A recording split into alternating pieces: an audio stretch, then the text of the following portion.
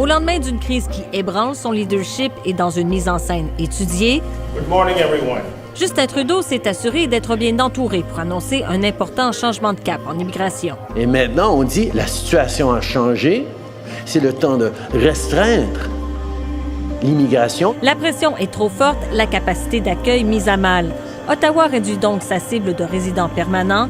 Le nombre passe de 500 à 395 000 en 2025, une baisse de 21 %. Pour les résidents temporaires, dont le nombre a atteint 3 millions cette année, Ottawa compte en accueillir 446 000 de moins, une baisse de 15 %.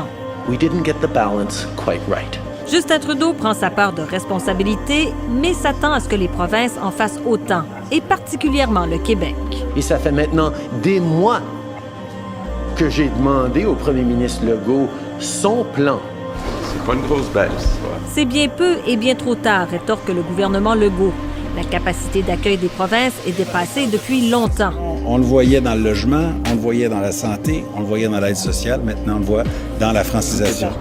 Pour le chef conservateur, c'est la preuve que le système d'immigration est hors de contrôle. La volte-face aujourd'hui sur l'immigration est un aveu d'échec de Justin Trudeau. C'est encore une fois, malheureusement, un geste d'improvisation du gouvernement fédéral. Et les entreprises qui font face à une pénurie chronique de main-d'œuvre ont l'impression de faire les frais d'une annonce guidée par un échéancier électoral. Actuellement, il y a encore 140 000 postes de disponibles dans toutes les entreprises du Québec et dans toutes les régions du Québec.